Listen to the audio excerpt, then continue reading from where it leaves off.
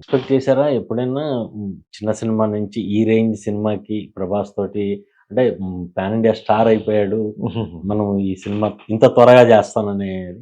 అంటే స్టార్ ఆయన నిజంగా ఇది ఒక మిరాకిల్ లాగా జరిగింది నా లైఫ్‌లో.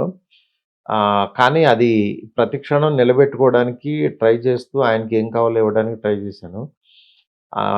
ఆ ప్రాసెస్‌లోనే ఇక్కడి దాకా వచ్చాము. నిజంగా ఇది నాకు ప్రభాస్ గారు ఇచ్చిన ఒక పెద్ద గిఫ్ట్. ఆహ్, అది అది అంటే జరగదిది. ఇది ఆయన అనుకుంటేనే జరిగింది. జరిగింది. హ్మ్. అసలు యాక్చువల్‌గా ఫస్ట్ మూవ్ ఎక్కడి నుంచి జరిగింది?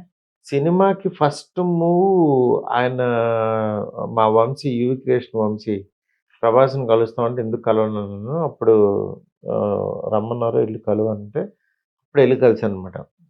కలిస్తే ఆయన నన్ను వెల్కమ్ చెప్పిన విధానం గానీ, ఆయన చూసిన దీనికి గానీ నేనక్కడ స్పెల్ బౌండ్ అయిపోయాను. హ్మ్. అయిపోయిన తర్వాత ఇంక అక్కడి నుంచి ఆయనతో జర్నీ స్టార్ట్ అయింది. జనరేషన్.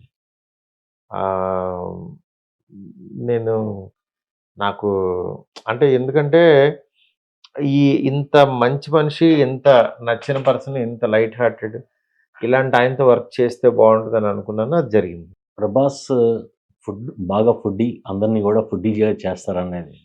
మీరు ఆయనకి మీరు ఏమన్నా స్పెషల్ గిఫ్ట్ ఫుడ్ ఏమన్నా ఇచ్చారా? ఆయనే మీకు ఎక్కువ ఫుడ్ లాగా ఏమన్నా ఇచ్చేవాళ్ళా? ఆయన చాలా సార్లు పంపించారు మాకు ఫుడ్డు. హ్మ్. మేము ఇచ్చేదానికంటే మేమేదో సజెస్ట్ చేయగలుగుతాం గానీ, ఆయనకి పెట్టేంత రేంజ్ లేదు. ఎందుకంటే, ఆయన బెస్ట్, బెస్ట్, బెస్ట్ చూసేసారు. హ్మ్.